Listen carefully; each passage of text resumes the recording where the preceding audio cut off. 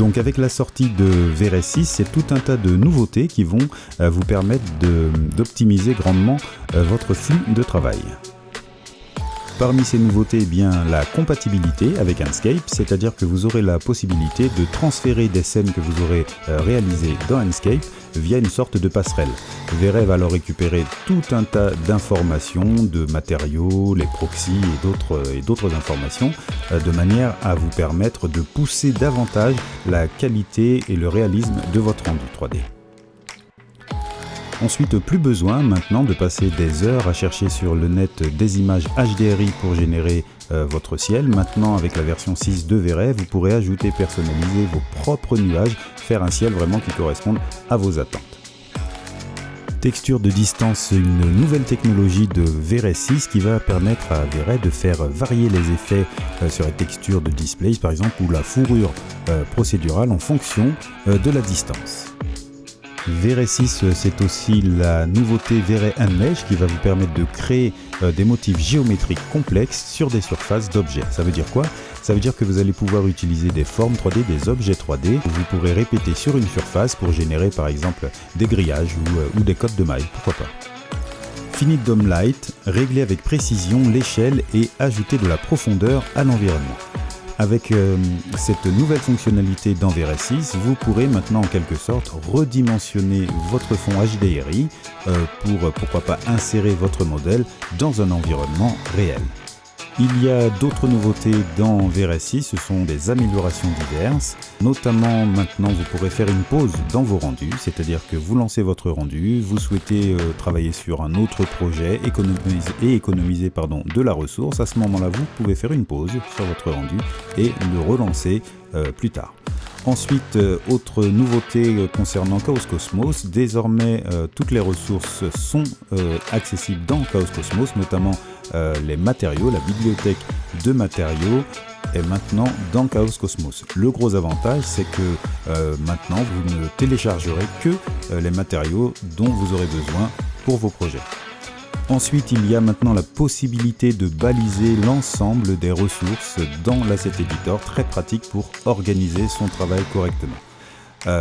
Ensuite, bien la gestion maintenant des couleurs ACES qui est prise en charge, donc ce sont les nouvelles normes colorimétriques qu'on retrouve sur les systèmes récents. Et bien sans plus attendre, la première démo, il s'agit de la passerelle vers Enscape. En effet, l'une des nouveautés de la version 6 de V-Ray, c'est la capacité à lire les matériaux, les lumières et les objets de la bibliothèque d'Enscape. Cette nouvelle fonctionnalité puissante elle va permettre d'améliorer considérablement la collaboration entre les équipes de conception, qu'elles travaillent au premier ou au dernier stade du projet de visualisation. Je dirais qu'Enscape, c'est l'outil indispensable pour la phase d'exploration rapide d'un projet. Avant, pour transférer une scène d'Enscape vers V-Ray, il fallait remplacer chaque matériau et chaque objet par ceux de V-Ray. Et ça pouvait prendre un temps considérable. Maintenant, avec la version 6 de V-Ray, avec cette passerelle d'Enscape vers V-Ray, en fait, tous les matériaux, les lumières, les objets compatibles d'Enscape peuvent être transférés, redirigés directement dans V-Ray et seront lisibles, interprétés, accessibles directement depuis le V-Ray Frame Buffer. Alors dans ce projet, j'ai utilisé Enscape comme outil de conception initiale, ce qui m'a permis de faire des modifications de manière plus rapide et d'envisager différents scénarios. J'ai placé quelques objets de la bibliothèque d'Enscape, comme ceci, que je pourrais très bien, pourquoi pas, remplacer ou compléter par ceux de la bibliothèque Chaos Cosmos de V-Ray. En activant ici le rendu interactif de V-Ray, je peux visualiser dans la fenêtre du Frame Buffer le projet que j'ai aménagé, agencé avec les objets de la bibliothèque d'Enscape, mais également l'ensemble des matériaux. On peut voir dans la fenêtre ici que V-Ray est capable en effet de restituer l'ensemble de ces informations. Maintenant, si je souhaite modifier un matériau depuis la bibliothèque de matériaux d'Enscape,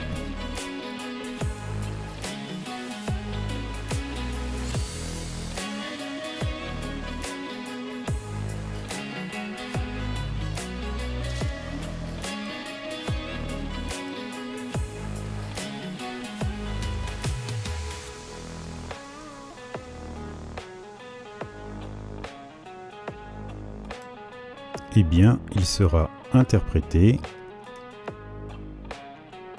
automatiquement dans la fenêtre du V-Ray Frame Buffer. Ensuite, si je souhaite pouvoir modifier ce matériau depuis l'Asset Editor, il va falloir que je demande à V-Ray de considérer ce nouveau matériau comme étant un matériau V-Ray et non plus un matériau d'Enscape, en cliquant simplement sur Edit in V-Ray. J'ai ensuite accès à l'ensemble des paramètres de modification de mon matériau préalablement importé d'Enscape et qui est maintenant un matériau V-Ray. Je n'aurai plus maintenant qu'à entrer dans les paramètres de rendu de V-Ray pour pouvoir amener mon projet finalement au plus haut point de réalisme grâce à V-Ray. Nouvelle fonctionnalité de cette version 6 de V-Ray, ce sont les nuages procéduraux. Vous allez pouvoir créer des nuages de manière entièrement paramétrique pour pouvoir personnaliser complètement vos ciels. D'une manière générale, lorsqu'on fait du rendu en 3D, on est souvent amené à utiliser des images appelées HDRI. Ces images contiennent des informations de lumière et peuvent servir d'arrière-plan pour vos scènes, mais également de source lumineuse. Il peut arriver que pour trouver le ciel et les nuages pour notre projet, on passe de très longs moments à trouver la bonne image HDRI. Maintenant, avec la version 6 de V-Ray, on va pouvoir générer ses propres nuages. Depuis l'Asset Editor de V-Ray, en vous rendant dans les paramètres de lumière ici, en choisissant le soleil, vous avez cette nouvelle option qui est apparue qui s'intitule Cloud, nuages.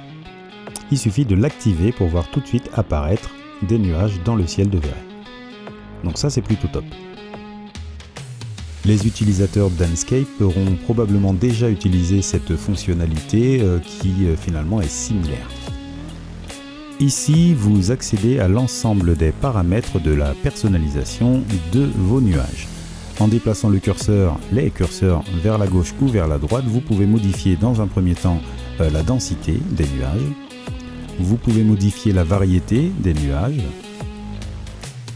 Vous pouvez ajouter ou réduire la quantité de Sirius dans le ciel ici. Vous pouvez également modifier la hauteur des nuages, leur épaisseur. Vous pouvez les déplacer sur les axes X ou Y. Et puis en cochant la case Ground Shadows, vous projetez une ombre en fait des nuages, l'ombre des nuages sur le sol. Les nuages sont générés de manière procédurale et sont dynamiques. Ça signifie que les modifications que vous allez apporter sur votre ciel auront une incidence sur votre rendu. En effet, plus je couvre le ciel de nuages, moins je vais laisser passer la lumière et plus mon environnement sera sombre.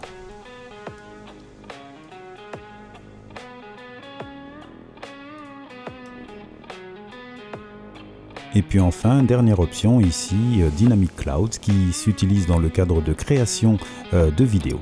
En modifiant les paramètres ici, vous allez pouvoir animer vos nuages donc pour vos vidéos. Texture de distance. Vous allez pouvoir maintenant, grâce à cette nouvelle technologie, pouvoir parmi tant d'autres choses, par exemple créer des petits chemins bien tracés sur une pelouse procédurale. Pour illustrer cette nouvelle fonctionnalité texture de distance, j'ai ajouté dans mon projet quelques objets provenant de la bibliothèque Chaos Cosmos. Il s'agit de ces trois rochers de cet arbre que j'ai disposés sur une pelouse procédurale qui est entièrement générée grâce aux paramètres Fur de V-Ray. Je vais utiliser cette fonctionnalité texture de distance pour générer justement de la distance entre la pelouse et les objets posés sur cette pelouse, ce qui donnera un côté un petit peu plus réaliste à la scène. Vous allez voir, c'est très simple à utiliser et ça fait son petit effet. Dans SketchUp, pour que ça fonctionne, il faut que votre objet soit un groupe ou un composant. Pour que ça fonctionne avec les objets de la bibliothèque Chaos Cosmos, j'ai pris soin au préalable de les éclater. Je vais appliquer cette fonction sur l'élément Fur. J'aurais très bien pu l'appliquer de la même manière sur une texture de déplacement. Pour personnaliser la pelouse, ici, j'ai accès à tout un tas de réglages. Et parmi ces réglages, dans certains, je vais pouvoir insérer une texture. Donc c'est ce que je vais faire ici dans le map de densité. Je vais cliquer sur le texture slot et ajouter ce qu'on appelle une spline curve, qui va me permettre de régler la manière dont l'effet va fonctionner. Et c'est dans Input ici que je vais pouvoir aller récupérer et insérer ma fonction de distance. Je clique dessus et voilà.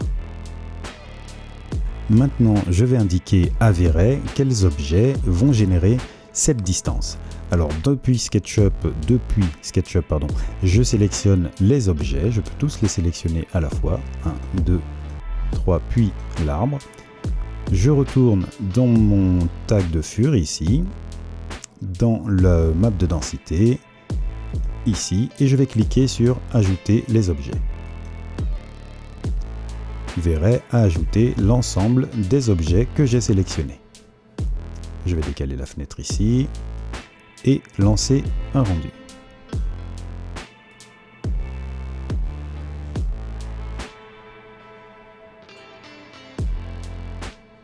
L'effet est à peine perceptible ici, mais je vais pouvoir y remédier en modifiant certaines valeurs, dont celle de la distance justement.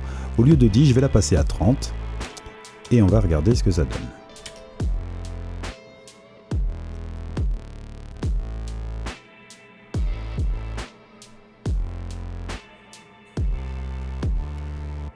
On peut voir ici assez clairement qu'une distance s'est créée entre les objets et la pelouse, laissant apparaître par endroits un peu plus de terre.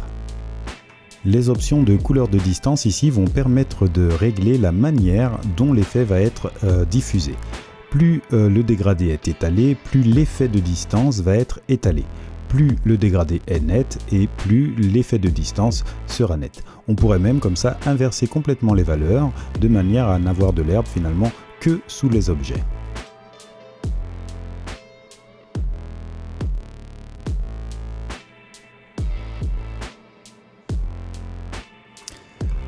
Ok, je vais revenir sur les paramètres précédents. Voilà. Depuis SketchUp, j'ai créé ici un chemin. Je vais utiliser à nouveau la texture de distance pour le faire, pour le rendre visible, tout simplement, dans l'herbe. Dans la mesure où mon objet est sélectionné, je vais cliquer pour l'ajouter à la liste des objets générant une texture de distance. Et voyez que comme ça, très rapidement, j'ai créé un petit chemin au milieu de ma pelouse.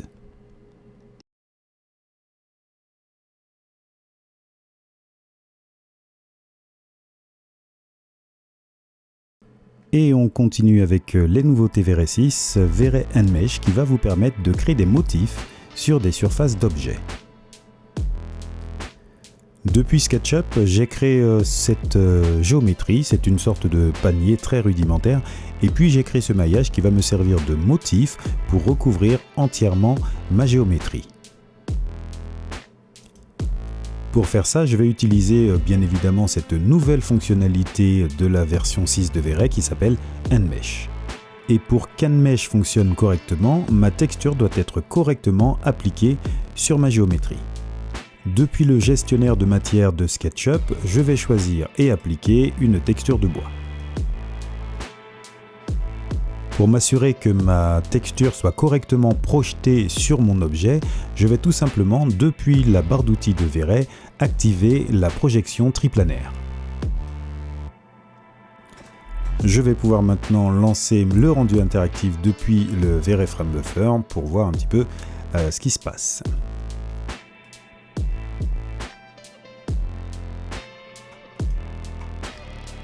Puisque mon objet est sélectionné, je vais, depuis la barre d'outils des objets V-Ray, cliquer sur l'objet Enmesh pour l'ajouter à ma sélection. Une géométrie contenant un objet Enmesh est symbolisée par cette icône. Pour l'instant, dans le V-Ray Frame Buffer, ce n'est absolument pas visible dans la mesure où il me reste encore des manipulations à effectuer depuis l'asset editor de V-Ray. dans la section géométrie, je retrouve effectivement mon objet handmesh et dans les paramètres de celui-ci, je suis invité à y ajouter un objet. Je sélectionne donc mon objet et je clique sur Ajouter objet. Instantanément, je vois que mon motif est répété sur mon objet. Je vais zoomer un petit peu pour que ce soit plus visible. Et là, on retrouve bien sur mon objet ma géométrie, les mailles qui sont répétées. Et là, j'ai quelque chose qui ressemble un petit peu plus à un panier. Depuis l'Asset Editor, je vais avoir accès à un certain nombre de paramètres qui vont me permettre de personnaliser entièrement la projection de mon motif sur mon objet. Je peux modifier l'écartement du motif sur les axes X, Y et Z. Je peux également modifier le tiling, c'est-à-dire la taille de mon motif. Plus la valeur est petite, plus la taille du motif est importante et inversement. Et puis il y a tout un tas d'autres paramètres qui vont vraiment me permettre de personnaliser mon handmesh. Ce qui peut être intéressant, c'est que si je décide de modifier la géométrie de mon motif, eh bien elle sera automatiquement adaptée dans handmesh et visible au rendu. Mais je peux également choisir de changer simplement mon motif. Je le sélectionne et je clique sur Ajouter objet. Instantanément, le motif est répété dans mon handmesh. Nous allons terminer cette présentation par la fonctionnalité donc Finite DOM-Light qui va nous permettre d'intégrer un modèle 3D dans une image HDRI tout en bénéficiant des informations de lumière qu'elle contient. Pour cette démonstration, j'ai téléchargé depuis le Chaos Cosmos de Verès cette petite maison de jardin pour enfants. Nous allons partir sur un projet très rudimentaire, l'idée étant d'illustrer en fait cette nouvelle fonctionnalité. Depuis la barre d'outils VRayLight, je vais placer au sol par simple clic un DOM-Light. Alors le DOM-Light n'est pas quelque chose de nouveau dans V-Ray. Ce qui est nouveau, je vais vous le montrer depuis l'Asset Editor, c'est cette option ici qui est le fameux Finite DOM-Light. Je vais activer ici le rendu interactif, mais avant d'activer ici le Finite DOM, je vais effectuer quelques modifications des paramètres du DOM-Light. Notamment, je vais aller récupérer une image HDRI que j'ai téléchargée gratuitement sur le site Polyhaven.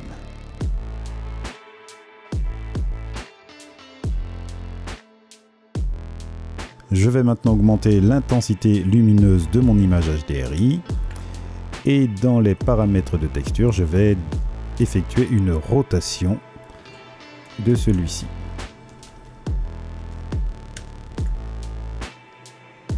À ce stade de mon projet, il n'y a pas de concordance entre mon arrière-plan et mon objet en 3D. Vous voyez que si je déplace la caméra, on a vraiment le sentiment que ma petite maison flotte dans l'environnement. Et c'est justement là que va prendre tout son sens cette nouvelle fonctionnalité Finite DOM-Light. Je l'active et je n'ai plus maintenant qu'à trouver les bons réglages pour intégrer au mieux mon objet à mon dôme. Radius ici me permet de modifier la taille de mon dôme. Je peux modifier également la hauteur du regard. Et puis Ground Blend va me permettre de créer une transition entre le sol et le bord du dôme.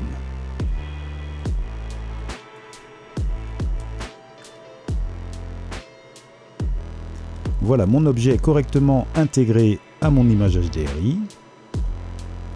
Mais pour donner davantage de réalisme, il va falloir que je crée en fait une projection d'ombre sur le sol. Pour faire ça, je vais momentanément désactiver le rendu interactif et je vais placer ce qu'on appelle une infinite plane, c'est-à-dire un sol infini. Je clique sur le sol pour le placer et pour projeter mon ombre, il va falloir que je crée deux matériaux. Un premier intitulé Wrapper et un deuxième qui sera un simple matériau générique. Je sélectionne mon sol infini sur lequel je vais appliquer mon matériau Wrapper. Apply to Selection. Voilà, je relance mon rendu interactif et je vais procéder aux derniers ajustements. Dans les paramètres de mon matériau, je vais aller récupérer ici le matériau générique. Je vais activer la couche alpha. Je vais activer cette option de manière à laisser apparaître mon environnement et je vais cocher la case Shadow pour faire finalement apparaître mes ombres. Et voilà comment on obtient un résultat un petit peu plus réaliste. Si je déplace ma caméra, on a vraiment le sentiment que la petite maison est intégrée dans l'image. Dans la mesure où une image HDRI contient des informations de lumière, on peut constater ici que l'orientation des ombres est la même que sur l'image HDRI. Ça veut dire que si je modifie la rotation de mon image, eh bien les ombres suivront.